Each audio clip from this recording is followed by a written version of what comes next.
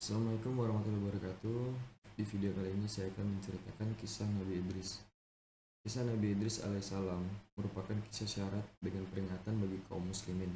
Sebagai manusia pilihan, ia telah diberi kesempatan oleh Allah untuk merasakan kematian, melihat surga dan melihat neraka. Dengan berbagai pengalaman yang diberikan tersebut, Allah memberi tugas kepada Nabi Idris untuk mengajak seluruh manusia agar selalu berjalan di jalan kebenaran. Nama Idris diberikan karena ia senang belajar.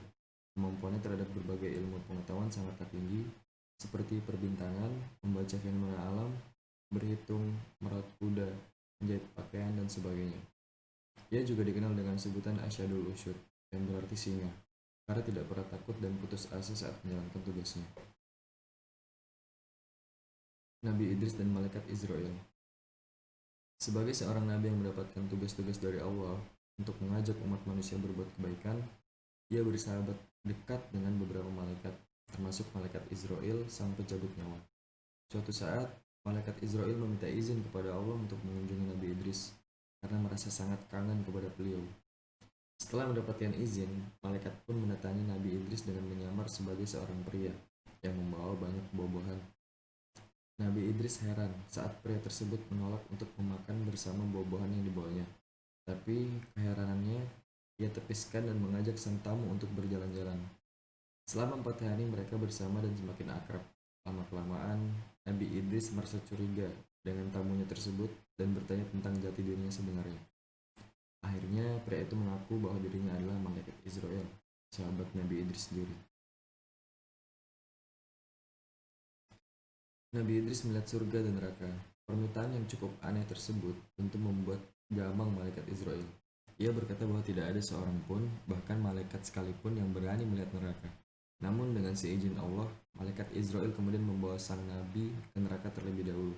Namun baru saja mereka mendekati neraka, Nabi Idris tiba-tiba pingsan saat melihat malaikat Malik, penjaga neraka. Malaikat ini mempunyai sosok yang sangat menakutkan. Belum lagi pemandangan yang mengerikan saat sang malaikat menyeret dan menyiksa manusia yang tidak taat kepada Allah selama hidupnya. Api juga berkobar sangat besar membakar tubuh-tubuh manusia tersebut hingga meleleh. Suara gemuruh api seakan memberi isyarat betapa panasnya api tersebut.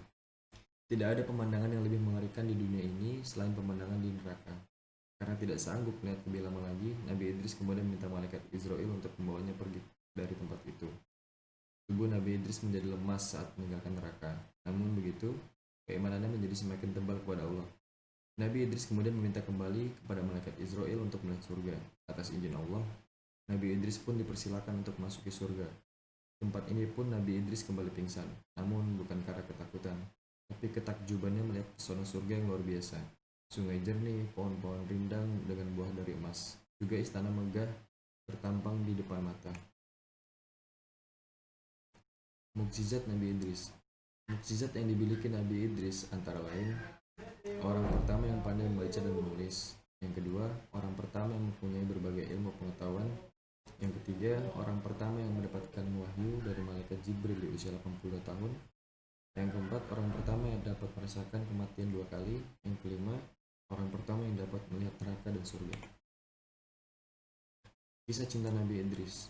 Tidak sumber yang menceritakan tentang kisah Nabi Idris. Hanya saja setelah perjalanan ke neraka, Nabi Idris menangis selama 3 hari 3 malam dan mengisi waktunya hanya untuk beribadah kepada Allah.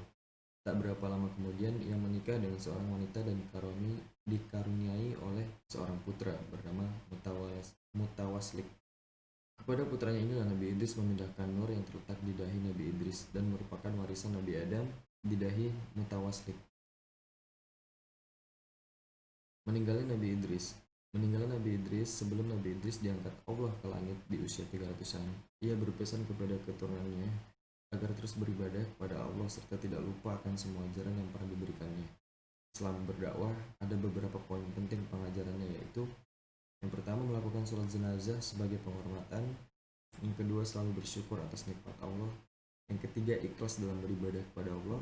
Yang keempat, hindari rasa dengki atau atas rezeki orang lain. 4, jangan menumpuk-numpuk harta. Dan yang kelima, mengisi kehidupan dengan hikmah kebajikan. Sekian video dari saya. Kurang lebihnya mohon maaf. Wassalamualaikum warahmatullahi wabarakatuh.